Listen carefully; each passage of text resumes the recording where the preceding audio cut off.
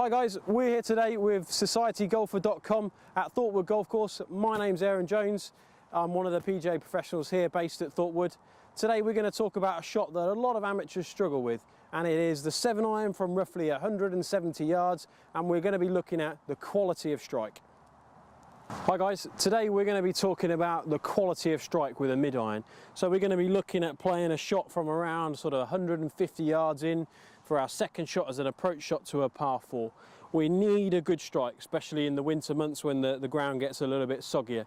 But today we're going to be looking to try and hit that cleanly. We're also going to be looking for our divot to be after the ball. So we're looking for ball first, divot afterwards. So we're looking for a good quality, strong finish through impact.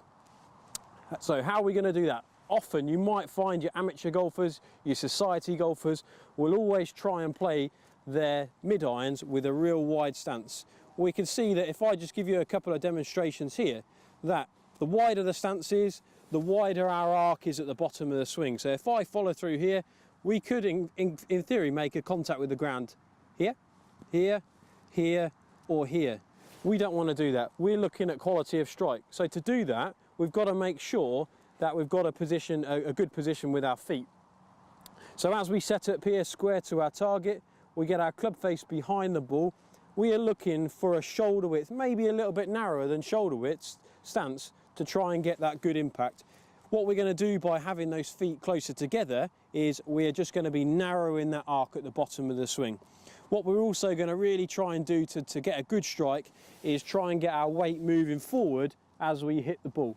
So we're looking for hands at impact to be ahead of the ball.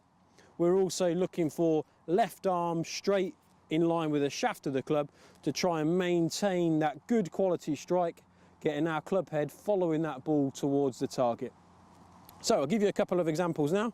If we were going to try and hit that 7-iron from 150 yards, we're looking for a good shot, okay? If we were to have that wide feet, what might happen is we might end up striking the ground before. We might even struggle and hit over the top of the ball, or maybe even slightly top the ball.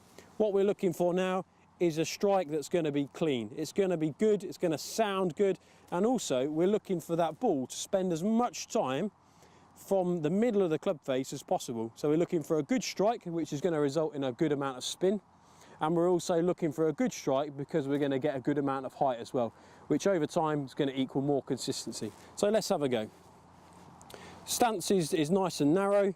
We're going to try and get our weight moving forward, maintaining left forearm and shaft line all the way through impact. Let's have a go.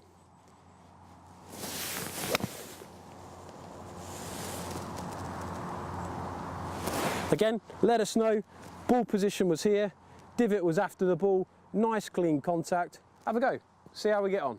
Again, we're looking for stance nice and narrow to try and make sure that we get ball first, divot afterwards, maintaining shaft line and forearm line. Let's have a go.